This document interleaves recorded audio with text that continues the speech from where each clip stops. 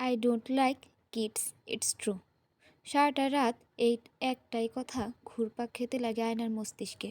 ওর রাতে ঘুম হয় না, কেন জানি চোখ গড়িয়ে ফোঁটায় ফোঁটায় পানি গড়াতে থাকে খানিক বাদে। তবে সমুদ্র পাশে ফিরে আরামের ঘুম ঘুমাচ্ছিল। নিস্তব্ধ রজনীতে নিজেকে বড় অসহায় লাগে। জীবনের সমীকরণ মেলাতে গিয়ে কোথায় জানি আটকা পড়ে, কোথাকার কোনো সুতার টান যেন আলগা। সে হিসাব মিলাতে পারে না। ফলাফল একটা নির্ঘুম রাত কাটিয়ে দিল। সকালের দিকে চোখ বুজে আসলে সমুদ্র নড়চড়ের আওয়াজ কানে আসে। একটু পর নিজের চুলে কারো হাতের স্পর্শ পায় সে। চোখ বন্ধ করে রাখে। ও বুঝি মিনিট পাঁচেক চুলে হাত বুলায়। আয়নার আরাম লাগে, বিষাদের তেতো স্বাদ একটু কমে। এরপর উনি উঠে চলে যান। সঙ্গে সঙ্গে আয়নাও উঠে বসলো, চোখ ফোলা তার। সমুদ্র ওয়াশরুম থেকে বের হতেই দৃষ্টি নিবদ্ধ হলো আয়নার উপর। আয়নাকে দেখে সে বলে, আজ এত দ্রুত উঠে গেলে যে? আয়না উত্তর দিল না, তবে নিজের মনের খারাপ লাগাও বুঝতে দেয় না। ও উঠে রান্নাঘরের দিকে যেতে থাকে। সমুদ্র অনেক সকালে ব্রেকফাস্ট করে। ময়নার মায়া তো আগে আসে না। ওর জন্য প্রোটিন শেক বানিয়ে রুমে ফিরলে সমুদ্র ওর হাত ধরে টেনে নিজের কাছে বসিয়ে বলে, কি হয়েছে তোমার? মুখ এমন ফোলা কেন? মুখ এমন ফোলা কেন? রাতে ঘুম হয়নি? আয়না সংক্ষেপে বলে, কিছু না। ও জানে সমুদ্রকে নিজের মন্দ লাগা বলে লাভ নেই, উল্টোটা নানান যুক্তি দেবে। ওর যুক্তি না, যত্ন চাই। মেয়েরা যতই বিজ্ঞানী কিংবা প্রকৌশলী হোক না কেন, তাও যুক্তির চেয়ে মন ভোলানো আদুরে যত্ন আর কথা পছন্দ করে। ছোট্ট করে বলে, মাথা ব্যথা ছিল। সমুদ্র শার্ট পরতে পরতে বলে, নাপা খেতে পারো। শোনো, সন্ধ্যা একটা পার্টি আছে, আমি 6টায় এসে তোমাকে নিয়ে যাব। আমার যাওয়া খুব দরকার। মিস্টার অ্যান্ড মিসেস ইনভাইটেশন, আমাদের প্রজেক্টের সাকসেস পার্টি। আমার ক্লাস আছে, ক্লান্ত হয়ে যাব। আজকে তো বৃহস্পতিবার, তোমার ক্লাস 3টায় শেষ। জলদি বাসায় ফিরবে? কুইজ আছে কোনো? না। সমুদ্র আর কিছু না শুনেও না, জিজ্ঞেসও করে না। মেডিসিন টেবিলে রেখে শুধু গেলাম বলে চলে গেল। আয়নার এমন ছক বাঁধা জীবনটা কেমন অগোছালো লাগে। না পারে কারোর সাথে শেয়ার করতে, আর না পারে মন খুলে নিজের খারাপ লাগাগুলো বলতে। সমুদ্রে সময় হয় না ওর সাথে বসে সারা বিকেল কথা বলার। আয়নার একাকী লাগে ভারী। বাবার বাড়ির কথা মনে পড়ে অনেক। কিন্তু শায়লা চৌধুরী ও বাসায় শিফট হওয়ার পর সে যায়নি বাবার বাসায় একবারও। আলিয়া ও দাদা দাদির সাথে ফোনে ভিডিও কলে কথা বলে শুধু। ওর কেন জানি দু চোখ ভরে ওঠে। এত পাওয়ার মাঝেও কি জানি না পাওয়া তার। এমন অসুখী বেরঙিন অগোছালো জীবনের উপর সে ক্লান্ত হয়ে পড়েছে ভারী। সমুদ্র ক্যাবিনে বসে ফাইল দেখছিল। এমন সময় নক করার আওয়াজ ভেসে আসে। সে আসার অনুমতি দিতেই নাজিয়া এলো ভেতরে। হাসি খুশি মুখে, অতিরিক্ত সাজ সরঞ্জাম করে, যা একান্তই অবান্তর। সমুদ্র মুখ ফিরিয়ে নিল। সজল ভাই 7জন ক্যান্ডিডেট এর মধ্যে থেকে নাজিয়াকে সিলেকশন করেছে। মেয়েটা কোয়ালিফাইড, কিন্তু স্বভাব কেমন যেন লাগে সমুদ্রের। কেমন একটু গায়ে পড়া কিংবা অতিমাত্রায় বন্ধুত্বপূর্ণ লাগে। কটা দিন গেল, এতেই ওর ওপর একটা নেতিবাচক ইমপ্রেশন ক্রিয়েট হচ্ছে। যদিও বা সেটা কেবল সমুদ্রের ভ্রান্ত ধারণা বইকি। নাজিয়া ফাইল নিয়ে এসে বলে, স্যার, আজ দুপুর 2টোয় মিটিং শিডিউল ফিক্সড করব? হ্যাঁ, করো। নাজিয়া ফাইল নিয়ে তার সামনে ঝুঁকে দাঁড়াতেই ওর ফিমেল শার্টের 3টে বোতাম খোলা থাকায় কিছু অপ্রীতিকর পরিস্থিতিতে পড়ে সমুদ্র। সে দ্রুত সাইন করে বলে, আচ্ছা এখন যান। স্যার, একটা হেল্প লাগতো। কি? আমাকে এখনো পিক আপ সেটেলের জন্য ব্যবস্থা করে দেয়নি। আজকে একটু ড্রপ করা যাবে? সমুদ্র একবার ভাবলো হেল্প করবে না, না বলে দেবে। পরবর্তীতে বলে ওঠে, আমি 5টায় বের হব, আপনি তখন আমার অফিসের গাড়িতে উঠে পড়বেন। Thanks sir. নাজিয়া চলে যায়, তবে ওর করা পারফিউমের সুঘ্রাণ কেবিনে রয়ে যায়। দুপুরে খাওয়া সেরেই সে আয়নাকে রিমাইন্ডার দেওয়ার জন্য ফোন দিয়ে মনে করিয়ে দিল পার্টির কথা। আয়না তখন কেবল ভার্সিটি থেকে ফিরে এসেছে। আয়নার ইদানিং কি হয়েছে কে জানে, একদম বাইরে যেতে ইচ্ছা করে না। সে গোসল করে ভেজা চুলে ঘুমিয়ে পড়ল। এদিকে সমুদ্র মিটিং শেষ করে অল্প কিছু খেয়ে বাসায় যাওয়ার উদ্দেশ্যে বেরিয়ে পড়তেই খেয়াল হলো নাজিয়াকে ড্রপ করার কথা। সে কল দেয় নাজিয়াকে, তারপর গাড়িতে গিয়ে বসে। মেয়েটা পার্কিং লটে এসে দাঁড়ায়। হেঁটে এসে পেছনের দিকে তার পাশে বসে পড়ে। সমুদ্র চকিত ওঠে। সবসময় অফিসের কেউ বসলে সামনের সিটেই বসে, সমুদ্রের পাশে, পেছনে কেউ বসে না। অঘোষিত নিয়ম যেন সেটা।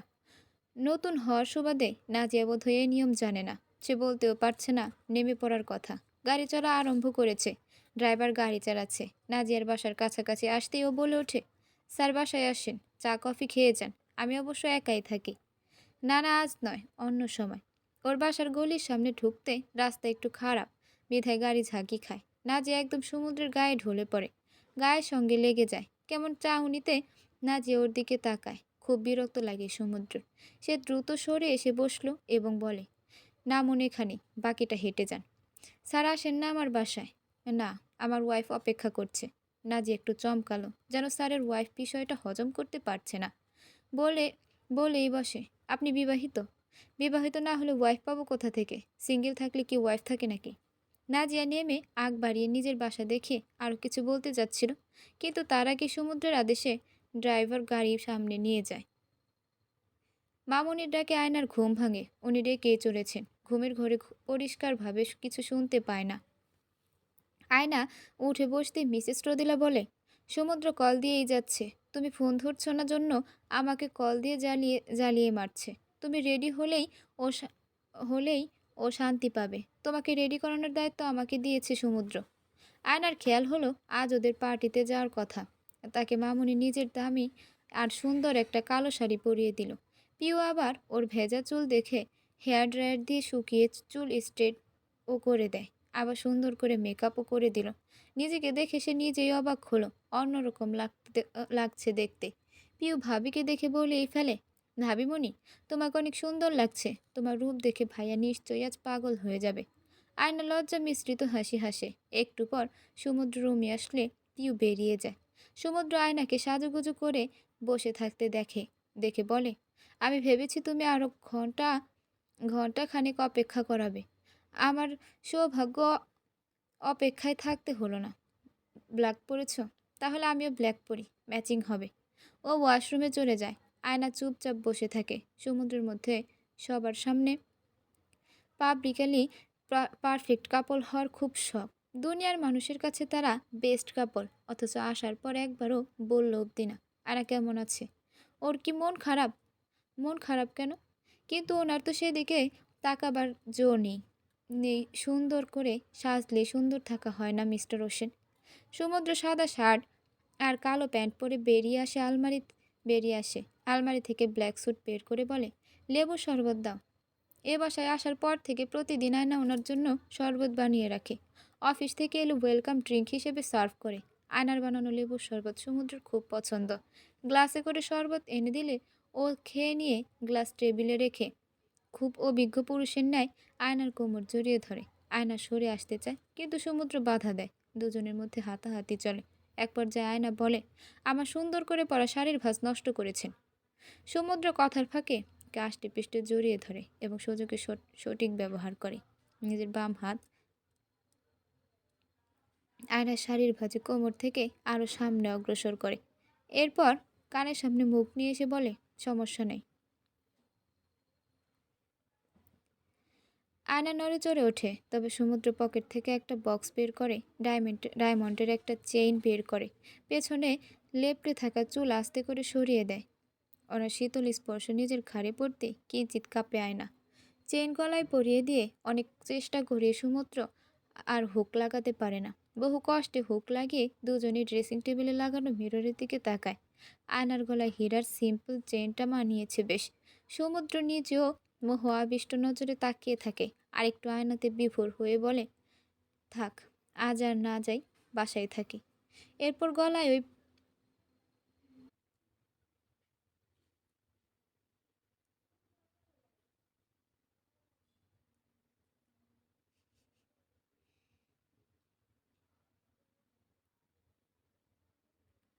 আয়না বিড়বিড়িয়ে আওড়ালো, আমি বাসায় থাকলেও মন অন্য কোথাও রাখেন।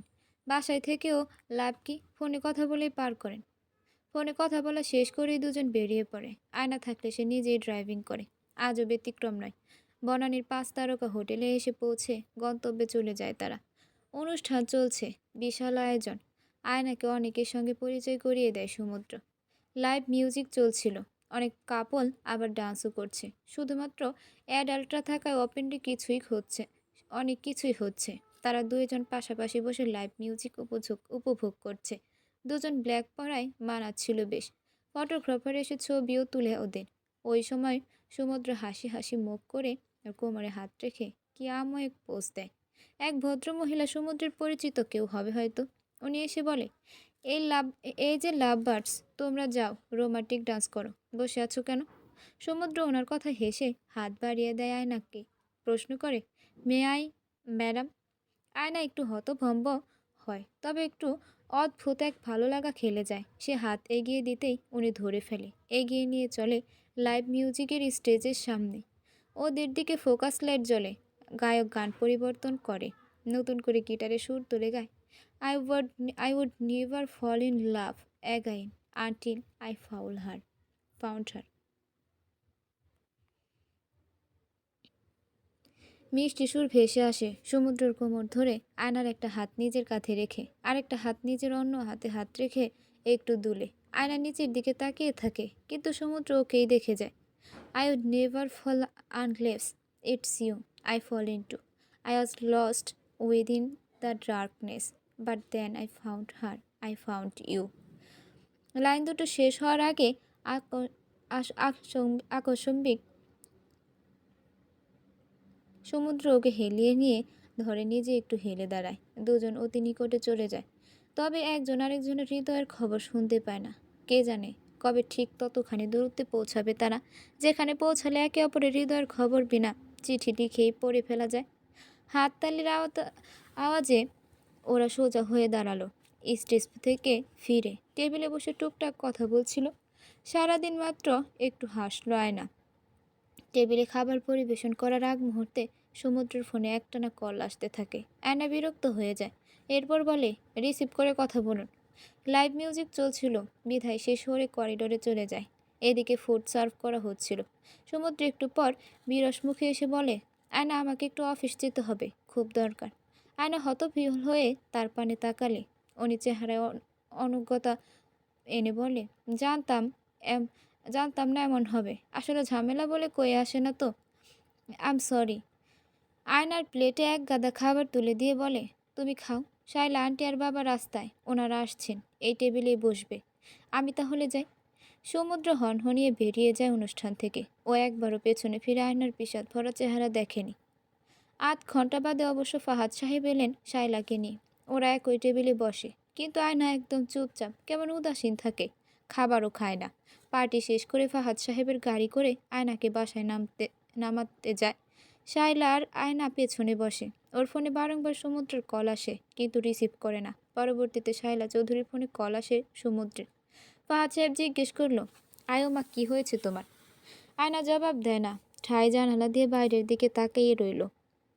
শাইলা নিজ থেকে আয়নার কানে নিজের ফোন গুঁজে দেয় এবং বলে, যার জন্য উদাস হয়ে মুখ ফুলিয়ে বসে আছো, সে লাইনে আছে, কথা বলো। সমুদ্র লাইনের ও প্রান্ত থেকে একটানা অনেক কিছুই বলে, কিন্তু আয়না প্রতি উত্তর করে না। 12:15 সমুদ্রের বাসার গেটে নামিয়ে দিয়ে ফাহাদ সাহেব লিফট অব্দি আয়নাকে উঠিয়ে দিলেন। উনি অনেক চেষ্টা করে কথা বলার, কিন্তু আয়নার বাবার ওপর তীব্র রাগের তোপে সে হেরে যায়। বাসায় ফিরে আসতেই দেখে সমুদ্র অফিস থেকে মাত্র এসে ডিভানে বসেছে। আয়নার ভীষণ রাগ ক্ষোভ জমেছিল।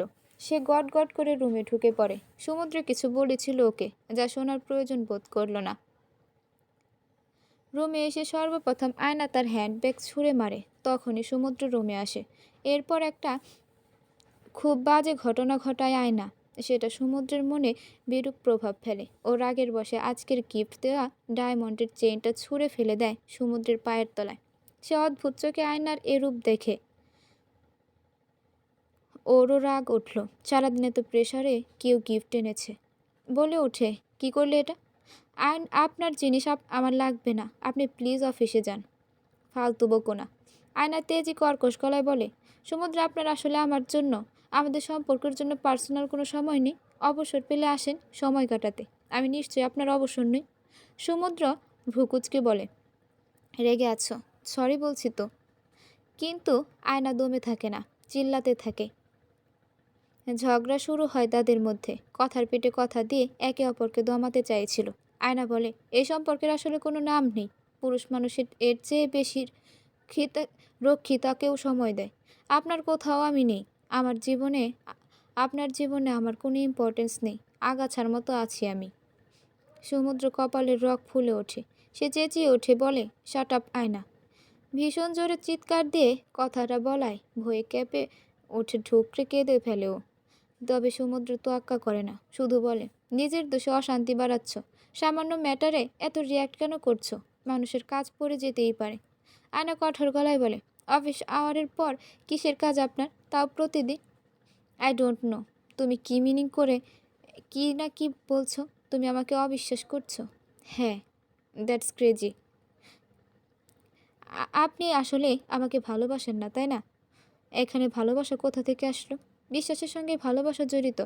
আয়না উঠে এসে ওর কলার চেপে ধরে কাঁদতে কাঁদতে বলে, শুধু বিয়ে করে আমাকে এত মানসিক কষ্ট কেন দিচ্ছেন? এর চেয়ে শারীরিক আঘাতেও কম কষ্ট। আমার সঙ্গে বনিবনা না হলে ছেড়ে দিলেই পারেন। সমুদ্র অগ্নিচক্ষু দৃষ্টিতে তাকিয়ে বলে, তুমি তো বিয়ের 7 দিন পর থেকেই তালাক চাও। 7 দিন না যেতেই বাবার কাছে তালাক নিয়ে আলোচনা করো। তুমি পারবেও না সংসার করতে। স্বামী সংসারে পবিত্র থাকার মনোভাব তোমার নেই। তোমার মধ্যে দোষ আছে নিশ্চয়ই। ভার্সিটির কোনো ছেলের সঙ্গে তোমার সম্পর্ক আছে, তাই না? রঙ্গন আহমেদের সাথে রিলেশনে আছো? তোমার কি মনে হয় আমি কোনো কিছু খোঁজ রাখি না? তুমি নিজে ঠিক নেই, আমাকে কাঠগড়ায় দাঁড় করাও। তোমরা সব মেয়েই ছলনাময়ী। নারী স্পর্শই জীবনের যত অশান্তির মূল। আয়না দূর কদম পিছিয়ে গিয়ে বলে, আপনি নিজেকে নির্দোষ রাখতে মিথ্যা বলা শুরু করলেন। ডিভোর্স তোমার চাই আয়না, তাও বিয়ে 7 দিনের মাথায়। এ সম্পর্ক কেবল আমার জোরে টিকে আছে। তুমি তো কেবলই কবেই বাঁধন আলগা করে চলে গেছো। আয়নার চোখের কান্নার বাঁধ ভাঙে। ওর চরিত্র নিয়ে অন্য কারোর সাথে জড়িয়ে অপবাদ দেওয়ায় ও সহ্য করতে পারে না। ফ্লোরে বসে কেঁদে ফেলে। সব কিছু অসহ্য লাগে তার। সমুদ্রের কি ওর প্রতি এক বিন্দু মায়া হয় না? প্রবল ঘূর্ণিঝড়ের পর প্রকৃতি কেমন নিশ্চুপ থাকে, তাদের রুমের অবস্থাও তেমন, একদম নীরব, খামোশ। সে কাচের স্লাইডের ভেতর দিয়ে আয়নার পানে তাকালো। মাথা নিচু করে আছে ও। থেকে থেকে কাঁপছে, হিসকি উঠে গেছে বোধহয়। সে রুমের দিকে পা বাড়ায়, গ্লাসে পানি ঢেলে আয়নার সামনে ফ্লোরে রেখে দেয়, কিন্তু মুখে কিছু বলে না। ওর হাঁটার শব্দ পেয়ে আয়না মুখ তুলে তাকায়। রুম জুড়ে তখন নিভু ড্রিম লাইট জ্বলছে। ওর চোখে পানি দেখে মায়া হলো সমুদ্রের। মায়া এক বড় কঠিন জিনিস। 2 মিনিট আগেও মেয়েটাকে সে প্রতিদ্বন্দ্বী ভাবছিল, অথচ এখন মনে হচ্ছে হেরে গেলেই ভালো ছিল। সমুদ্র টেবিল থেকে গাড়ির চাবি হাতে নিয়ে বলেছিলে না আমার সঙ্গে থাকবে না? দেখো, যাচ্ছি আমি। সবচেয়ে ভালো হয় যদি আজ অ্যাক্সিডেন্ট করে মরি। জীবনের এক পর্যায়ে এসে মনে হচ্ছে মরণেই শান্তি। এছাড়া এই জীবনে শান্তি খোঁজা ভুল। আয়না বসে থাকা অবস্থাতেই ওর কথায় চমকে ওঠে। তবে সমুদ্র বলে যায়, তোমার চিন্তা ভাবনা তো জটিল কেন আয়না? রাতের বেলা অফিস গেলে কেন খারাপ ইঙ্গিতে নিলে? আমার যা পছন্দ না হলে ওখানেই বাধা দিতে? কেন এত অশান্তি করলে? এমন টক্সিক রিলেশনশিপ বহন করা খুব বিপজ্জনক। আর তুমি এই অবস্থায় বাচ্চা চাও। বাচ্চাকে কোন পরিবেশ দেবে তুমি? মা হিসেবেও ব্যর্থ হবে তখন। আয়না নিজের 2 কানে হাত চাপ দিয়ে ধরে বলে, আপনার কোনো কথা আমি শুনতে চাই না। সমুদ্র থামে, গটগট করে রুম ছেড়ে বেরিয়ে যায়। ওর যাওয়ার দিকে তাকিয়ে আয়না পাথর হয়ে বসে থাকে, নির্জীব দৃষ্টি মেলে। সমুদ্র বুঝলো না এই মুহূর্তে আয়নার আসলে একটা স্নিগ্ধ ভালোবাসার ছায়াময় স্পর্শ দরকার ছিল কখনো একখানা আদর টুকরো। কথার বিপরীতে ওকে বিপক্ষ দল বানিয়ে জিতে যাওয়াই কি আসল বিজয়? সমুদ্র, কি কি সুন্দর কেবল নিজেরা দিকের কথা বলে জিতে যাও।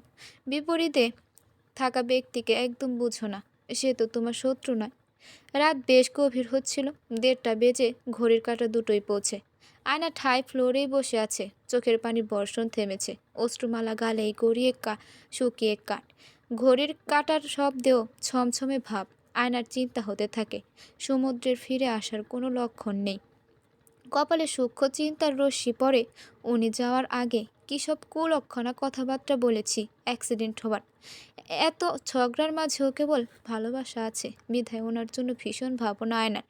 আশেপাশে চোখ বুলালো, কতক্ষণ কেটে যায় খেয়াল নেই। তবে জোরের ফোন রিং হওয়ায় ওর অন্তত অন্তর কেঁপে ওঠে। কেমন ভয় কাজ করে। ফোন কানে নিলে ও পাশ থেকে অপরিচিত গলায় কেউ বলে, আপনি সাদবিন রহমানের কে হন? আয়না ভয় পাওয়া গলায় বলে, কেন, কে আপনি? আমি ক্লাব বনানীর ম্যানেজার। উনি প্রায় অচেতন অবস্থায় আছে, প্রচুর ড্রিঙ্ক করেছে। এই অবস্থায় একাই ড্রাইভিং করতে চাচ্ছে, কিন্তু মাতাল অবস্থায় ড্রাইভিং করলে দুর্ঘটনাই হবে। আপনি ওনার কে হন?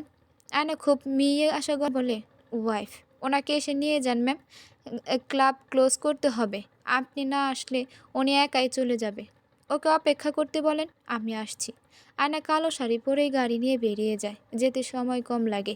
রাস্তা একদম নির্জন ফাঁকা। নিজস্ব গাড়ি হওয়ায় নিরাপদে বনানী পৌঁছায় সে। ক্লাবের সামনে যেতেই দেখলো ক্লাবের আয়োজন এখনো জমজমাট। মানুষ রাস্তায় না থাকলেও ক্লাবে অনেক মানুষই উপস্থিত, গানও বাজছে খুব লাউডভাবে। আয়না চোখ মুখ খিচে ভেতরে প্রবেশ করে। জীবনে কোনোদিন এমন পরিবেশে যায়নি। ভেতরে ঢুকে সে অবাক হলো। পরিবেশ থেকে বোঝার উপায় নেই, এখন মধ্যরাত। তার উপর তার বয়সে অনেক মেয়েও আছে। সে ভাবতো ক্লাবে কেবল ছেলেরাই যায়। ক্লাবটা খুব বেশি বড় না। প্রবেশ গেটে এসে দাঁড়াতেই সমুদ্রকে একদম শেষ প্রান্তে একটা টেবিলে বসে ওয়েটারের সঙ্গে কথা বলতে দেখা গেল। ওয়েটারের হাতে হরেক রকম ড্রিঙ্ক। ও চোখের পলকে এক পেগ গিলে নিল। আয়না হেঁটে এসে ওনার সামনে গিয়ে দাঁড়িয়ে বলে, সমুদ্র। মাতাল থাকা অবস্থাতেও সমুদ্র আয়নার কণ্ঠস্বর চিনে ফেলে। ও পিছন ফিরে বলে, আয়না তুমি তুমি এসেছ। এরপর ওয়েটারকে বলে, আমার ওয়াইফ আয়না, ও আশায় সেলিব্রেশন হওয়া উচিত। ও ফের আরেক পেগ নিয়ে গিলে এক ঠোকে। আয়না একদম সামনে এসে দাঁড়ায় এবং ওয়েটারকে ধমক দিয়ে বলে, দেখেছেন না ওনার অবস্থা? তাও কেন দিচ্ছেন একটার পর একটা ড্রিঙ্ক? ওয়েটার ছাড়ি খেয়ে কাঁচুমচু করে বলে, আমার কাজই তো সার্ভ করা, স্যারের অর্ডার ছিল। আপনি অর্ডার করা ড্রিঙ্ক নিয়ে চলে যান। ওয়েটার চলে গেলে সমুদ্র মন খারাপ করে বলে, খাওয়ার পর খুব আরাম লাগে, কখনো অশান্তি থাকে না। তুমি আলম ভাইকে যাইতে কেন বললা? আয়নাকে কিছু বলতে না দিয়ে ওর আয়নার গায়ে ঢুলে পড়ে বলে, সামটাইমস নিজেই খুব ফেড আপ হয়ে যায়। আয়না বলে, কষ্ট দিলেন আমাকে, কথার আঘাতে টুকরো টুকরো করে শেষ করে দিলেন, অথচ এখন নিজেই ভিকটিম রোল প্লে করছেন। আয়না, আমারও অনেক কষ্ট আছে, তোমাকে বলি না, লুকাই তোমার থেকে। উনি পুরোপুরি ভাবে মাতাল অবস্থায়, এমনকি বসে থাকতেও দুলছে। তবু কি করুণ সুরে মাতলামো কথাবার্তা বলল, যেন সবটা সত্য। আয়না হাসে ওর কথা আর বলে, যে কষ্ট দেয় তারও নাকি কষ্ট থাকে। তোমার কথা কিছু বুঝি না। বলেই উঠে দাঁড়িয়ে বারের দিকে গিয়ে আরেকটা বোতল হাতে নিয়ে বলে, বিলে অ্যাড করে দিন। চুমুক দেওয়ার আগেই আয়না ওর হাত থেকে বোতল নিয়ে বলে, মাতাল হয়ে আর কত মাতলামি করবেন? নিজে যে একজন ডাক্তার সেটা মনে আছে? সমুদ্র একটু ভ্রু কুচকে মুখ কেমন করে এরপর বলে, না, ভুলে গেছিলাম, এখন মনে পড়ল। আবার বোতল দাও প্লিজ। বাসায় চলেন, আপনার অবস্থা ভালো না। এত ড্রিঙ্কিও করে। বাসায় মা বাবাকে কি জবাব দেবেন? লজ্জা শরম কিছুই আর বাকি নেই আপনার। মাতাল অবস্থায় আছেন। সমুদ্র পিট পিট করে তাকিয়ে বলে, নো নো, আমি মাতাল না, বুঝেছ? আমি একদম নর্মাল আছি। বিশ্বাস তো তুমি আমায় করো না, তাই প্রমাণ দেই। এরপর থেমে বলে, আমাদের হৃৎপিণ্ড বুঝছ 4 প্রকোষ্ঠ বিশিষ্ট। সিস্টোল ডায়াস্টোল মিলে হৃৎস্পন্দন। আচ্ছা চুপ করুন, বাসায় যাব চলুন। না, আমি আর বাসায় যাব না, তুমি আমার কথা শোনো। এরপর সমুদ্র আয়নার গলার কাজটার বনে হাত দিয়ে বলে, এটাকে ক্লাভিকেল বলে। তারপর আচমকা নিচে নেমে আয়নার পা নিজের ভাঁজ করা হাঁটুর উপর রেখে পায়ের আঙুল ছুঁয়ে দে। এরপর বলে, এগুলো। সমুদ্র, আপনি হুঁশে নেই, বাসায় চলুন। না, আমি আর বাসায় ফিরছি না, আই উইল লিভ সুন। আয়না ওকে সামলাতে পারে না। সমুদ্র আরও 2 পা পেগ খেয়ে একদম বাজে অবস্থা করে ফেলে। ও পায় না পেয়ে ক্লাবের স্পেশাল নাইট স্টে প্যাকেজ থেকে রুম বুক করে সমুদ্রকে রুমে নিয়ে যায়ও। কিছুক্ষণ আগে তাদের দুজনের পিস্ট্রি ঝগড়ার কথা চাপা পড়ে যায় সমুদ্রের মাতলামিতে। আয়না ঠিকই ওর দুর্দশার কথা শোনা মাত্র ছুটে এলো, কারণ ওর দিক দিয়ে সমুদ্র সেরফ দায়িত্ব ছিল না, ভালোবাসাও বটে। সমুদ্র বিছানায় চিত হয়ে শুয়ে বলে, আমার বুক ব্যথা করছে আয়না, কিন্তু এই বুক ব্যথা সেই বুক ব্যথা নয়। আয়না ওর পাশে গিয়ে বলল, জুতো মুজো খুলে ঘুম দেন। সমুদ্র শুনে না, ও আপাতত আপনি বলে ওঠে, আমাকে শুধু কষ্টই দাও তোমরা। আয়না ওর কথা তেমন শুনছিল না, নিচ থেকে জুতো খুলে দিল। সমুদ্র যখন মাতাল দশায় ইউসার নাম নিচ্ছিল, আয়না চকিত উঠে ওর দিকে তাকালো। সমুদ্র বলে, ইউসা কি কম আঘাত দিছে নাকি? ওর আঘাত সহ্য করতে গিয়ে হৃদয়ের 12টা বাজলো। আমি এমন ছিলাম না, ট্রাস্ট মি। আমাকে ইন্টার্ন করার টাইমে এক অস্ট্রেলিয়ান বৃদ্ধ বলেছিল, রোগীর নাকি আমার হাসি মুখ দেখেই অর্ধেক অসুখ সেরে যাবে। আয়না ওর সামনে এসে বলে, ইউসাকে। এরপর শ্রীমঙ্গলে সাক্ষাৎ হওয়া ইউসার কথা স্মরণ হতেই জিজ্ঞেস করলো, ডক্টর ইউসা কি করেছে উনি? সমুদ্রকে টান মেরে নিজের কাছে টেনে এনে বলে, আমার জীবনের সব সুখ খেয়ে নিছে। ও আমাকে অনেক কষ্ট দিছে, আমি সহ্য করতে পারতাম না। না, আমার এখনো কষ্ট আছে। সেই কষ্টে তুমি আরও ঘি ঢালো। কতখানি কষ্ট সহ্য করব? 12 আউন্সের ছোট হৃৎপিণ্ডে কতগুলো যন্ত্রণা ধারণ করা সম্ভব? আমি পারি না। বারবার সব সামলাতে গিয়ে ব্যর্থ হচ্ছি। দায়িত্বের জাতাকলে পিষে হাপিত্যেসে অবস্থা। মুভ অন করার পরও তো সুখ পেলাম না। তোমার কষ্ট কষ্ট কারণ তুমি কাঁদতে পারো, আর আমার কষ্ট পানি কারণ আমি কাঁদি না। That's not fair. সমুদ্রের মুখে মুভ অন শব্দটা শোনা মাত্র আয়না বিস্ফোরিত চোখে তাকালো। নিজেকে ধাতস্থ করতে সময় নিলে ওইটুকু সময়ে সমুদ্র ঘুমে তলিয়ে যেতে থাকে। আয়না শুধালো, ইউসাকে ভালোবাসেন আপনি? প্রশ্নটার মাঝে যেন এক সমুদ্র বেদনা ভরা ছিল। সমুদ্র ঘুমের ঘরে থাকে। আয়না ঝাঁকালে বিরক্ত হয়ে বলে, হ্যাঁ। আয়না দাঁড়িয়ে থাকে। এরপর না চাইতেও সমুদ্রের ফোন হাতায়। পাসওয়ার্ড জানলেও কোনোদিন কিছু চেক করেনি, এতটাই বিশ্বাস ছিল ওর প্রতি। ফোনের গুগল ফটোসের একটা ফাইলে ইউসার সঙ্গে সমুদ্রের ছবি দেখে। ওর যেন দুনিয়া থমকে যায়, কেমন অবশ হয়ে আসে সব কিছু অন্ধকার দেখে। তারপর সমুদ্র অন্য কাউকে ভালোবাসে। দূর থেকে কেউ বলে ওঠে, ও তোমার সমুদ্র না বোকা মেয়ে। আয়না ভাবে, তবে ওদের সংসার সেটা কিসের ভিত্তিতে টিকে আছে? হয়তো তাসের ঘরের মতন, হাওয়া দিলে উড়ে যাবে। নিজের সংসার, জীবন, সুখ সব ঘোলাটে হয়ে আসে। সমুদ্র অন্য কারো, এজন্য তার প্রতি এত তৃষ্ণা। নিজের আগের দিনের মেসেজটাও দেখেও, তবে ইউসার দেওয়া ছবিটা ডাউনলোড হচ্ছিল না। কিন্তু সমুদ্রের পাঠানো মেসেজ দেখা মাত্র ওর হাত থেকে ফোন পড়ে যায়। এত বিশদ কেন তার ভাগ্য? আদৌ ভাগ্যের দোষ নাকি তার দোষ? সে কেন ভালোবাসায় এত অভাগী? কেন অগাছা সে? কেন সমুদ্র আপনার হৃদয়ে রানী হতে পারলাম? কেন আপনার হৃদয়ে অন্য কারো বসবাস? দুপুরের দিকে আয়না একটা কফি শপে বসে আছে। তার বিপরীতে চটপটে স্বভাবের চঞ্চলা ইউসা অবাক নয়নে তাকিয়ে আছে। আয়না ওর নাম্বার দিয়েছিল, কখনো ভাবেনি তাদের আবারও দেখা হবে। ইউসা পৈতৃক সূত্রে পাওয়া জমির জন্য কেস ফাইল করেছে। এজন্য 2-3 মাস অন্তর এসে কেসের ডেটে হাজিরা দিতে হচ্ছে। বিধায় আজ সে আয়নাকে সশরীরে দেখা দিতে পারল। তবে ইউসা জীবনেও ভাবেনি সমুদ্রের স্ত্রী তাকে কল দিয়ে দেখা করতে চাইবে। আয়নাই বলে, আপনি সমুদ্রের ব্যাচমেট ছিলেন? হ্যাঁ। আয়না এক দৃষ্টিতে তাকিয়ে থাকে, কি বলবে ভেবে পায় না।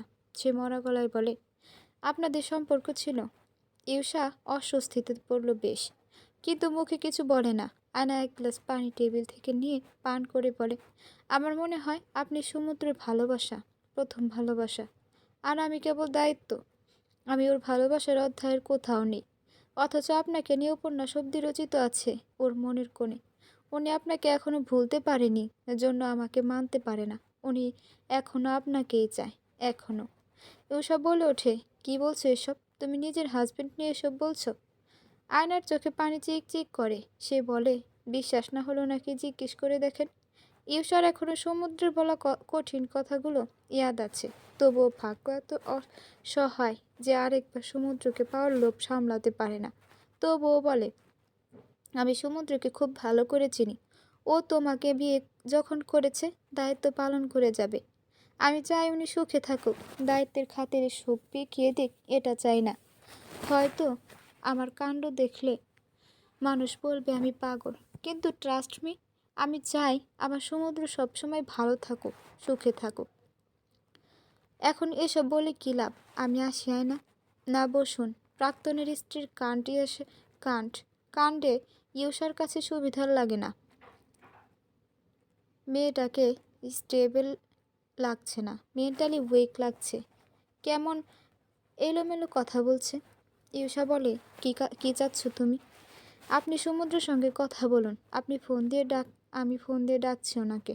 আয়না কল লাগায়। দুপুরের দিকে ওকে জেগে গেছে এতক্ষণে। দুবার রিং হতে সমুদ্র কল রিসিভ করে বলে, আয়না, আই এম সরি, কালকে আমি খুব খারাপ করেছি। এক জায়গায় আসতে বলে আসতে পারবেন এখন? হ্যাঁ, তুমি লোকেশন দাও, আমি এক্ষুনি আসছি। এরপর প্রহরগুলো আয়নার ভারী লাগে, নিঃশ্বাস নিতেও কষ্ট হয়। সমুদ্র খুব দ্রুত এসে পৌঁছে। আয়নার সঙ্গে ইউসাকে দেখে সে ঘাবড়ে যায়। নিজের স্ত্রী আর পাশে প্রাক্তনকে দেখে একসাথে দেখে যে কেউ হতভম্ব হবে। আয়নার মনে কি চলছে ও জানে না, প্রশ্ন করে, ও এখানে কি করছে? আয়না উঠে দাঁড়িয়ে চোখের পানি মুছে।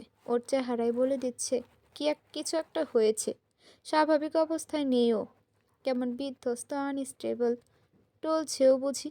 আয়না বলে, সমুদ্র 12 আউন্সের হৃদয়ে আর দুঃখ বুঝতে হবে না। আপনারা কথা বলে নিজের মধ্যে ভুল বোঝাবুঝি ঠিক করে নিন। আমি তো থার্ড পারসন, আমি সরে যাব। অনেক খুশি হন। সমুদ্র কথাটা বলার সাথে সাথে সমুদ্র আয়নার গালে চর বসায়। ক্যাফেতে উপস্থিতি সবাই ওদের দিকে অদ্ভুত দৃষ্টিতে তাকালো।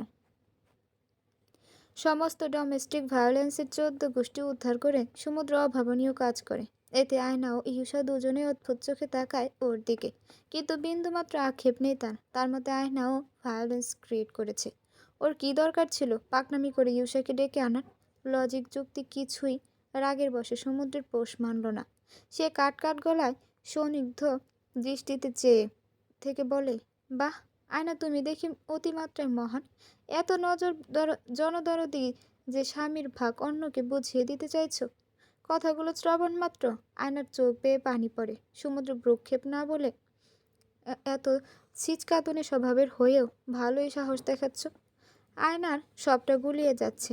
মনে মস্তিষ্কে অনেক কথা সাজিয়ে নিজেকে সারা রাত ধরে বুঝিয়ে এই সিদ্ধান্তে উপনীত হয়েছে সে। সমুদ্রের সুখের জন্য সে ভয়াবহ পদক্ষেপ নিতেও রাজি আছে, কেবল ওর চোখের পানি দেখে। ওনার চোখের পানি আয়নাকে এত পরিমাণ পীড়া দিচ্ছিল যা একত্রিত করলে একটা নদী হয়ে যাবে। কার উপস্থিতি যদি কাউকে কাঁদায় তবে দূরে সরে যাওয়াই ভালো। কি হলো? আনসার মি আয়না, এখানে এসব কি হচ্ছে? নাটক চলছে এখানে? এই মেয়ে তোমার সাথে কি করেছে? সমুদ্র যে প্রচণ্ড রেগে আছে তা ওর ব্যবহার আর চেহারায় প্রকাশ পাচ্ছে। সেটা ওর অতীত ও বর্তমান দুজনেই টের পাচ্ছে। ওর রাগের সামনে দুজনে ঘাবড়ে কাচুমুচু হয়ে পড়ে। আয়না প্রচণ্ড অপমানিত বোধ করে। থাপ্পড় খাওয়ার পর সে চোখ আধার দেখছে। জীবনে প্রথম কেউ তার গায়ে হাত তুলল, তাও কে সে, যাকে ভালোবেসে সুখ ত্যাগ করে সে দেউলিয়া হতে চলেছে। সমুদ্র উত্তরের আশায় না থেকে ইউসার দিকে তাকিয়ে বলে, তোমার এখানে কাজ কি? কেন এসেছো? ইউসা কিছুটা তেজি আওয়াজে বলে, আমার কোনো কাজ নেই। আমার তোমার ওয়াইফেরই কাজ ছিল। এক প্রকার অনুরোধ করে এখানে আনিয়েছে আমাকে। সমুদ্র, আমি তোমাকে আগেও একবার বলেছি, আরেকবার ভাবো আমাদের নিয়ে। Shut up. ভাবার আর কি আছে ইউসা? সব ঘাটের জল খেয়ে পুরাতন ঘাটে ফিরতে লজ্জা লাগেনি? অস্ট্রিনের সঙ্গে থেকে তৃপ্তি মিলল না? আবার কোন মুখ নিয়ে আমার কাছে ব্যাক করবে তুমি? ওর চোখ মুখ শক্ত হয়, লজ্জা অপমানে চোখ নিজে নামিয়ে ফেলে। আয়নার সঙ্গে তোমার সম্পর্ক ভালো না। তোমার ওর সাথে সংসার করতে কষ্ট হচ্ছে। Cause you love me. সমুদ্র কথাগুলো শোনা মাত্র বিকট গমগমে আওয়াজে চিল্লিয়ে বলে ওঠে, আমি জাস্ট হেট ইউ।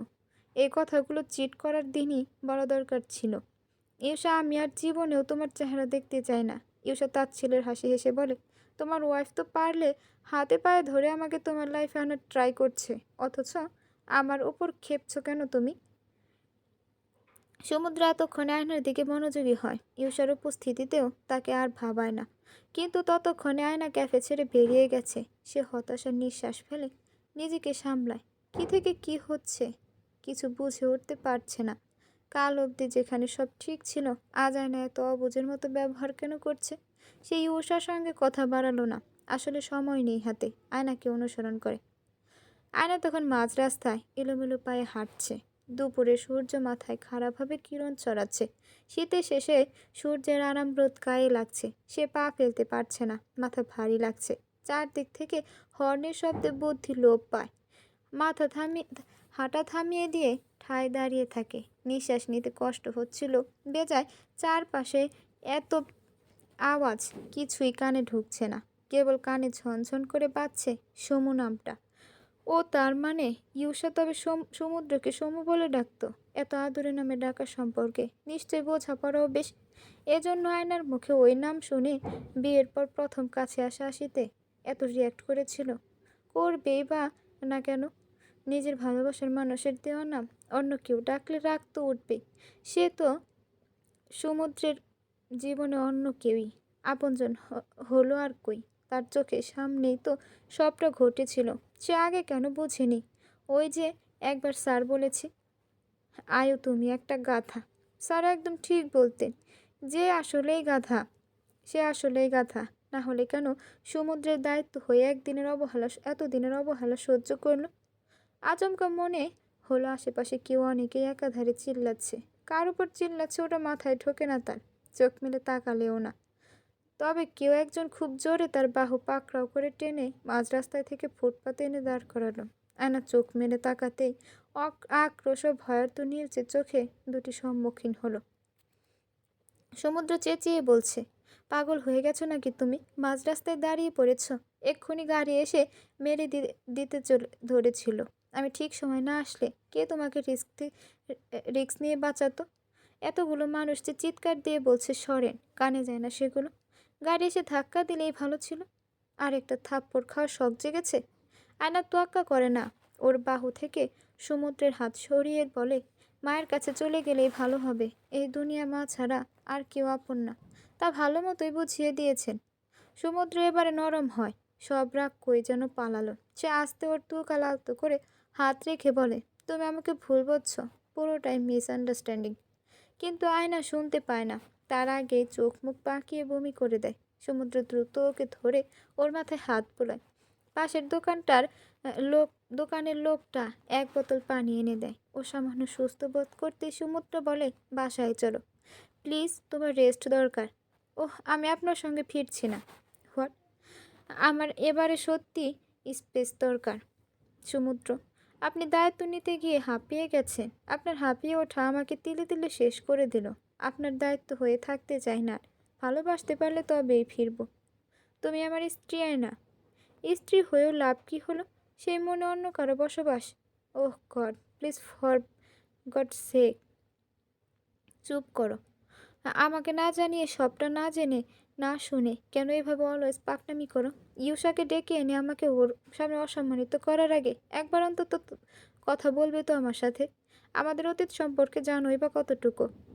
না, কিছু জানতে চাই না। আর না আপনাদের মধ্যে দেওয়াল হতে চাই। ছেড়ে দিয়েছি তো আপনার উপর সব অধিকার। আপনি মুক্ত। আমি আমার বাসায় যেতে চাই। সমুদ্র অবাক হয়। 3 মাসে যে অন্য কারো আইন অনেকবার আয়নাকেও বাসায় যেতে বলেছে, কিন্তু ও ইচ্ছুক নয়। জোরাজোরি করলেও যায়নি। আজ নিজ থেকে যেতে যেতে পড়ে যেতে চাচ্ছে। আসলে সে নিজেই আয়নার আচরণে খুব সন্দিহান। কাল রাতের ঘটনার পর আয়নার আচার আচরণে অস্পষ্টতা ফুটে উঠেছে। তার ভাবনার মধ্যেই আয়না একটা রিকশা নিয়ে নেয়। সমুদ্র একদণ্ড ভাবে কি করবে। তারপর কি যে হলো, এক দৌড়ে চলন্ত রিকশায় উঠে বসে। হাঁটুতে লাগে, মনে হয় ছিলে গেছে। রিকশাওয়ালা অবাক হলো। সমুদ্র তোয়াক্কা করে না, ভাবে তাকিয়ে থাকে আয়নার পানে। তারপর আয়নাকে শুধালো, একবারও জিজ্ঞেস করেছ আমি মুক্তি চাই কিনা? শি ইজ মাই পাস্ট হলে ওর ছবি আপনার ফোনে কেন? আমার ফোন চেক করলে কবে? যা জিজ্ঞেস করেছে সেটার উত্তর দিলেন না যে। রিকশা ভাঙা রাস্তার উপর দিয়ে যাওয়ার সময় বেশ খানিকটা ঝাঁকে খায়। দ্রুত সমুদ্র ওকে ধরে যেন অসুস্থ শরীরে পড়ে না যায়। এরপর বলে, ফেসবুক, হোয়াটসঅ্যাপ, সিমে সব জায়গায় ওর স্থান ব্লক লিস্টে। ছবিও তো ডিলিট করেছি, তাও কিভাবে দেখলে জানি না। আয়না বিষাদময় হাসি হেসে বলে, নাম্বার ব্লক লিস্টে রেখেই হচ্ছে এই বাকি, মন থেকে ব্লক করতে পারেননি। সমুদ্র পাল্টা কঠিন প্রশ্ন রোদের উত্তাপে ঝলে যায়। সত্যি বলেছে আয়না, ওরা আসলে দায়িত্ব সামলাতে গিয়ে হাঁপিয়ে গেছে। ওর শান্তি দরকার, ভালোবাসা দরকার। পৃথিবীর কোন কোণে গেলে ভালোবাসা আর শান্তি মিলবে? আদৌ সংসার জীবনে শান্তি মিলে? আয়নাকে এই মুহূর্তে কিছু বলেও লাভ নেই। ও নিজের মতো উত্তর খুঁজে নিচ্ছে। সমুদ্রের দেওয়া কোনো উত্তরই এই মুহূর্তে গ্রহণযোগ্যতা পাবে না। রিকশা এসে থামে। আয়না মিরপুরের বাসার সামনে 6তলা বিল্ডিংয়ের সামনে আসতে সমুদ্র ভাড়া দেওয়ার জন্য ওয়ালেট বের করে। ওয়ালেটের ট্রান্সপারেন্ট স্থানে তার আর আয়নার ছবি প্রিন্ট করে রাখা। কোনোদিন ওয়ালেট চেক করলো না ও, তবে ঠিকই ফোন কেটে কুৎসিত অতীত টেনে বের করলো। তারও দোষ আছে। আয়নার তার সম্বন্ধে জানার সব অধিকার আছে, কিন্তু তবুও গোপন করেছে নিজের অতীত। শায়লা চৌধুরী আজ অফিসে যাননি, বাসায় ছিলেন। দুপুরে খাওয়া এখনো হয়নি তার। আজ বাসায় কেউ নেই। আয়নার দাদা দাদি ওনাদের বড় ছেলের বাসায় গেছেন। আলিয়া ভার্সিটিতে, আর ফাহাদ অফিসে গেছে। একাই ছিল বাসায়। বাসায় থাকলে ঘর গোছাতে তার ভালো লাগে। 3 মাসে এই বাসার প্রতিটা আনাচে কানাচে সে যত্ন করে সাজিয়েছেন। অনেক কিছু পরিবর্তন করেছে, অনেক সুন্দর করে সাজানো হয়েছে বাসাটা। সে ভাবেওনি জীবনের কোনো এক অধ্যায়ে এমন ভরা সংসার তার কপালে জুটবে। অনেক সুখেই আছে সে। আলিয়ার সঙ্গে তার সম্পর্ক খুব একটা আগায়নি। ও সারাদিন ব্যস্ত থাকে, রাতে ফিরে সবাই একসাথে খায়। তবে এই বাসার প্রতিটা সদস্যের প্রাণ হলো আয়না। ফাহাদ তো সবসময় আয়নাকে নিয়ে মন খারাপ করে থাকে। প্রায়ই জিজ্ঞেস করে, শায়লা, আমি কি খুব খুব খারাপ বাবা নাকি? শায়লার খারাপ লাগে বেশ। এ বাসার সবার জন্য তার একদম খাঁটি একটা মায়া জন্মেছে। এমনকি তার আয়ুকেও এখন ভালো লাগে। ওর অনুপস্থিতিতে ওর জন্য মায়া কাজ করে। মন চায় নিজে কল দিয়ে এ বাসায় নিয়ে আসতে। এমন সময় কলিং বেল বাজে। সে শাড়ির আঁচল কোমরে গুজে দরজা খুলতে হতভম্ব ও হতবুদ্ধি হয়ে যায়। চোখের সামনে কাকে দেখল সে? আয়ু। আয়ু দাঁড়িয়ে আছে। আয়না ভেতরে প্রবেশ করে। ওকে কেমন টায়ার্ড লাগছে। শায়লা চৌধুরী জিজ্ঞেস করলো, কেমন আছো আয়ু মামনি? আয়না জবাব দেয় না। শায়লা চৌধুরী বলে, কতদিন পর এলে? এ বাসার প্রতি আর মায়া কাজ করে না তোমার? বাবার কথা মনে পড়ে না? আয়না নিজের বাসাটাকে একবার দেখে নেয়। আসলেই তো এই বাসাটা তার। বাসার প্রতি প্রান্ত আয়না আলিয়া তাদের 2 বোনের স্মৃতিবাহক। শায়লা বলে ওঠে, বাবা হচ্ছে বট গাছ, বুঝেছ? বাবার ছায়া যার আছে সে সবসময় শক্তিশালী। আমার ছিল না সে ছায়া, তাই আমি বুঝি। আব্বুর সঙ্গে রাগ রাগ করে না। তোমার বাবা এসবের দুশ্চিন্তায় অসুস্থ হচ্ছে। আয়না বলে, আমি এখন ঘুমাবো। উনি আসলে ওনাকে বাসায় ঢুকতে দেবেন না। শায়লা বলে, ঝগড়া হয়েছে নাকি তোমাদের? আয়না ওর রুমে চলে যায়। শায়লা চৌধুরী দ্রুত ফাহাদ সাহেবকে কল দিয়ে বলে, তোমার বড় মেয়ে এসেছে। আজ অফিস ছুটি নিয়ে বাসায় আসো। আমি ওর পছন্দের সব ডিশ রান্না করছি। আর সমুদ্রকে বলো আসতে।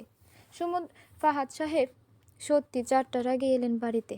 শায়লার হাসি মুখ দেখে তার মন ভালো হয়ে গেল। সে মেয়ের রুমের সামনে গিয়ে থেমে যায়। শায়লা চৌধুরী বলে, গিয়ে দেখো কি করছে ও। ফাহাদ সাহেব দরজা অল্প ফাঁক করে দেখেন মেয়ে বেঘুরে ঘুমাচ্ছেন। উনি আর ডিস্টার্ব করলেন না। বাসায় শায়লা আয়নার পছন্দের চিকেন রোস্ট করলেন। সমুদ্রের পছন্দের খাসির রেজালা। বিকেলের দিকে আয়নার ঘুম ভাঙে। একটু পর শায়লা চৌধুরী 1 কাপ চা এনে দিলেন।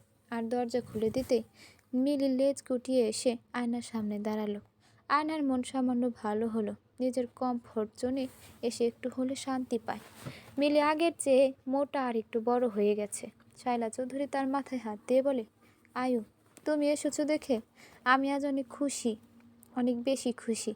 আজ শায়লার চোখে সে কোনো প্রকার ছলনা খুঁজে পায় না। খুব বিশুদ্ধ ছিল হাসিটা। সেজন্য সেও হালকা হাসি উপহার দিল। সমুদ্র সারাদিন উদাসীন হয়ে বাইরে ছিল, অফিসে অবধি যায়নি।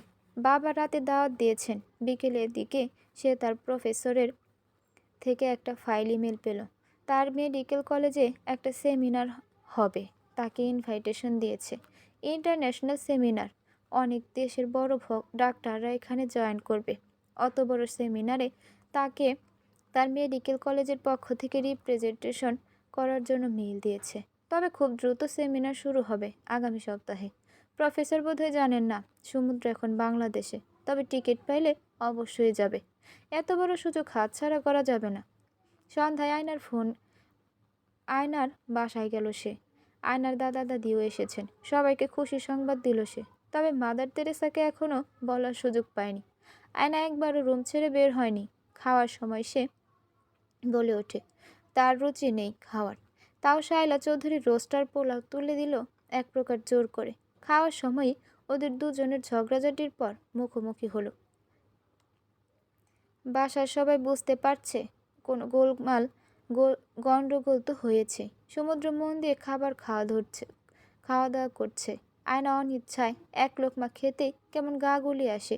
সে দ্রুত বাথরুমে চলে যায়। ডাইনিং টেবিলে বসা সবাই হাঁ হয়ে যায়। বাথরুমে পৌঁছে আয়না হড়বড় করে বমি করে ফেলে। বেসিন ধরে দাঁড়িয়ে পড়ে। মনে হচ্ছে সেন্সলেস হয়ে পড়ে যাবে। সমুদ্র উঠে দাঁড়িয়ে দ্রুত আয়নার দিকে ছুটে ফ্যানের নিচে বসিয়ে ওকে জিরিয়ে নেওয়ার পরামর্শ দিল। সমুদ্র পাশে উদ্বিগ্ন হয়ে দাঁড়িয়ে থাকে। বাসার সবাই খাওয়া ছেড়ে উঠে আসে আয়নাকে সামলানোর জন্য। ও ছোট্ট করে বলে, এখন ভালো লাগছে, তোমরা সবাই খেয়ে নাও, আমি কিছুক্ষণ রেস্ট করি। খাওয়ার মাঝে খাবার ফেলে ছুটে এসেছে সবাই। আয়না তাড়া দিয়ে বলে, তোমরা যাও, খাও প্লিজ, আমি ঠিক আছি এখন। খাওয়ার টেবিলে সবাই গেলেও সমুদ্র দাঁড়িয়ে থাকে। আয়না তীর্যক দৃষ্টি ফেলে বলে, আপনাকে আলাদা করে বলতে হবে। সমুদ্রের চেহারা বাংলার পাঁচের মতো ভোঁতা হয়ে আসে। সে তার এঁটো হাতে আয়নাকে ধরতে গেলে আয়না দূরে সরে এসে বলে, যান এখান থেকে, আপনার গা থেকে খাসির গন্ধ আসছে, প্লিজ সরুন, আমার না হলে আবার বমি হবে। আয়না ওর ওড়না দিয়ে নাক চেপে ধরে, যেন সত্যি সমুদ্রের গা থেকে স্মেল আসছে। সে একবার নাক দিয়ে শার্টের স্মেল নেয়। পারফিউমের গন্ধই ভক ভক করছে।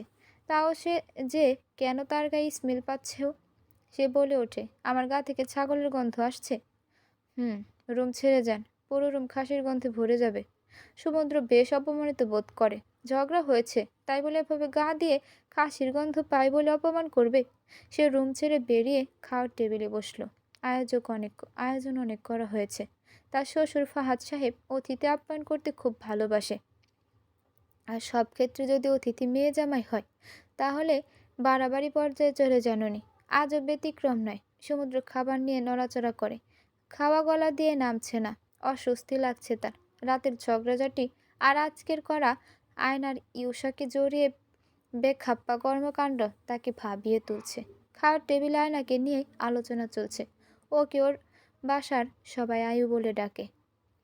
আয়নার দাদি সালেহা বানু বলে ওঠে, আয়ু বাবু কিছুই মুখে দিতে পারছে না, সব বমি করলো।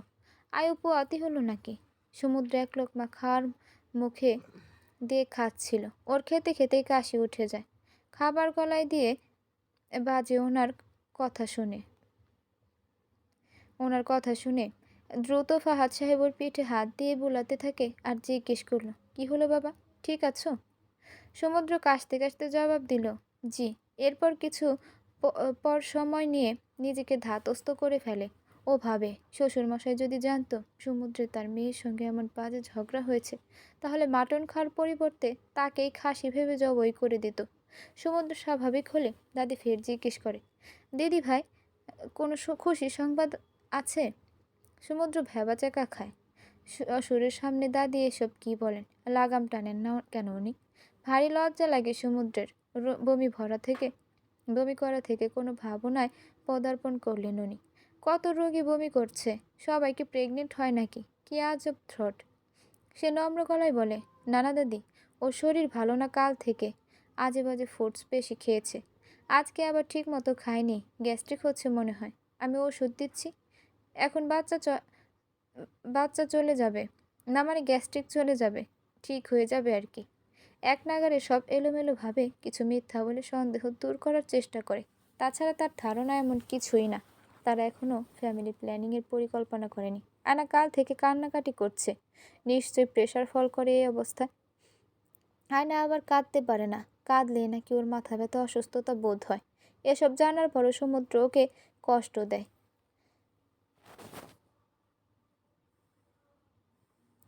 খাওয়ার পর সমুদ্র ডাইনিং রুমে বসে থাকে, ফোন চালায় বসে। বাড়ির পুরুষরা খেয়াল না করলেও শায়লা চৌধুরী বুঝে সমুদ্র আর আয়ের মধ্যে বেশ ঝামেলা যাচ্ছে। সমুদ্রের চোখ মুখ আর অভিব্যক্তি দেখেও ধারণা করা যাচ্ছে। তবে একবারে কিছু বলবে না সে। এ বাসায় এসে বুঝেছে ফাহাদ থেকে শুরু করে প্রতিটি সদস্য আয়নাকে চোখে হারায়। আয়নার সঙ্গে ঝামেলা বাড়ানো মানে নিজের পায়ে নিজে কুড়ুল মারা। একটু পর সালেহা বানু হাতে অনেক কিছু নিয়ে ফেলেন। আয়ু রুমে যাওয়ার আগে সমুদ্রকেও ডাকেন। সমুদ্র তাকে অনুসরণ করে রুমের ভেতর আসে। উনি দুটো ছোট ছোট কাঁথা আর ছোট বাচ্চাদের 2 সেট জামা এনেছেন, সাথে একটা ফিডার, একটা লাল রঙের খেলনা গাড়ি। আয়না দাদির হাতে জিনিসপত্র দেখে হতভম্ব হয়। সে বুঝে পায় না কি বলবে। দাদি সব বাচ্চার জিনিসপত্র আয়নার হাতে তুলে দিল। দাদি বলে ওঠে, এগুলো খুব তাড়াতাড়ি কাজে লাগবে, তাই না বাবু? আয়না লজ্জায় লাল হয়ে যায়, মুখ দিয়ে কিছু বের হতে চায় না। সমুদ্র তার দিকে তাকিয়ে আছে।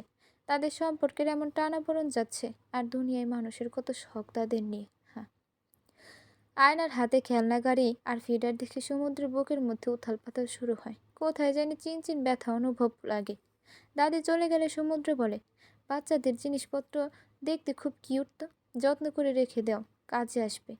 আয়না এতক্ষণ ওর সাথে কথা বলে ওঠে, আপনার তো বাচ্চা এনুইং লাগে।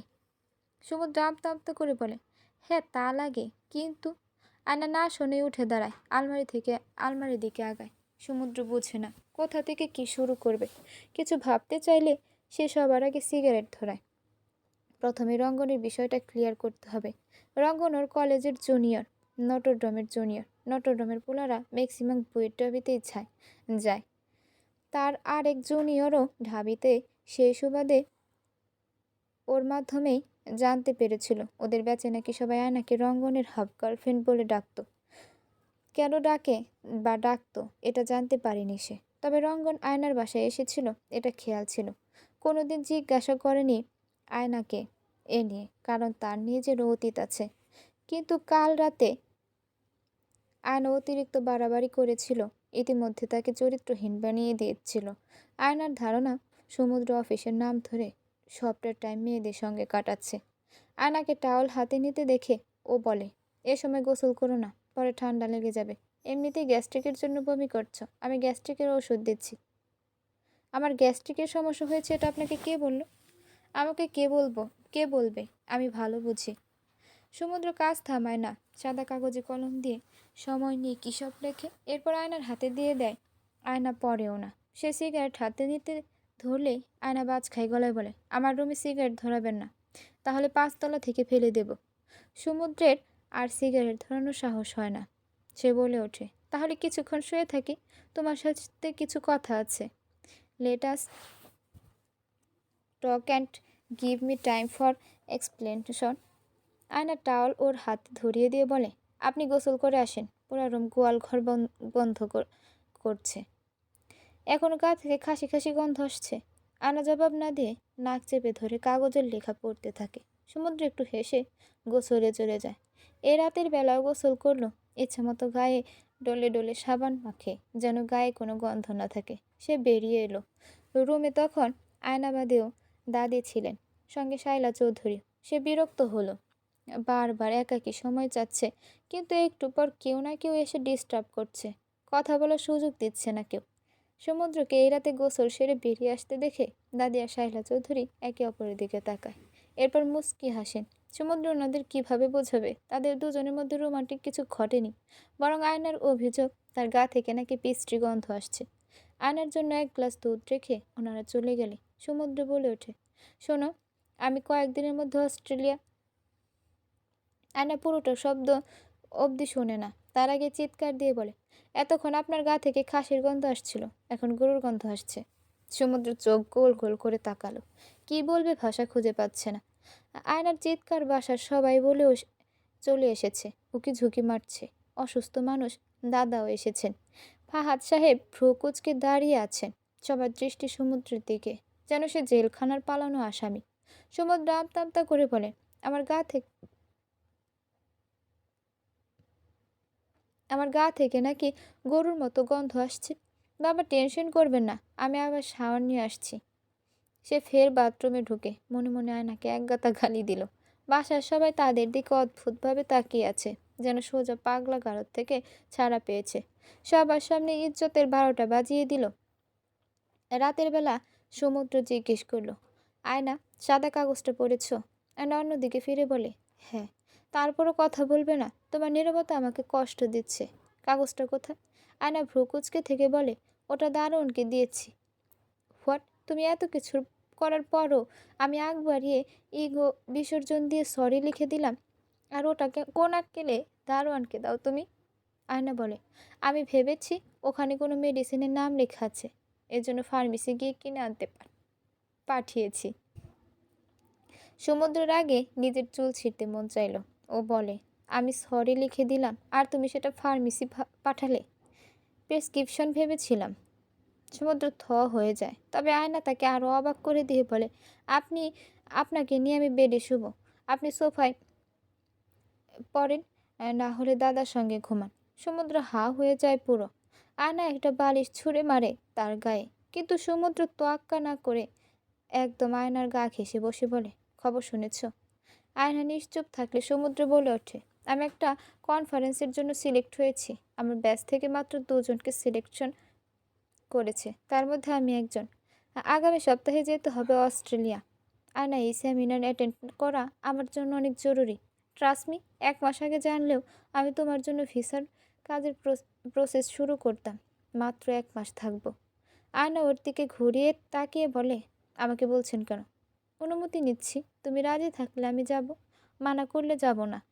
আয়না আবারও নিশ্চুপ থাকলে সমুদ্রর ভেজা চোখ জোড়ায় চুমু এঁকে দিয়ে বলে, আম সরি, অন্য কাউকে নিয়ে তোমাকে খোঁটা দেওয়া খুব বড় অপরাধ আমার। অনেক বড় ভুল হয়েছে, অনেক রেগেছিলাম এই সময়। কিন্তু আয়না ওর সরি গ্রহণ করে না। মাঝখানে একটা বালিশ দিয়ে ব্যারিকেড দিয়ে শুয়ে পড়ে। সমুদ্র বলে, ধরে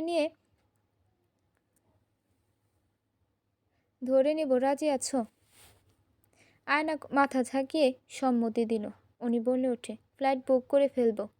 সমুদ্র গিয়ে সোফায় শুয়ে পড়ে। তার মতো লম্বা মানুষের পক্ষে সোফায় শোয়া বিশাল কঠিন কার্য। সে মনে মনে ঠিক করে, অস্ট্রেলিয়া থেকে ফেরত আসার আগ অবধি আয়না বাপের বাড়ি থাকলে থাকবো, সম্পূর্ণ তার ইচ্ছা। তার নিজের পরিকল্পনা ছিল ইউসাকে নিয়ে সব ক্লিয়ার করা, কিন্তু আয়না অসুস্থ, তার উপর এত পরিমাণ জেদ যে কিছু শুনতে চাইছে না। মাথা ঠান্ডা হলে বোঝাতে হবে, ইউসার সঙ্গে সম্পর্ক ছিল, কিন্তু অনেক বড় কারণে সম্পর্কে ইতি টেনেছে সে।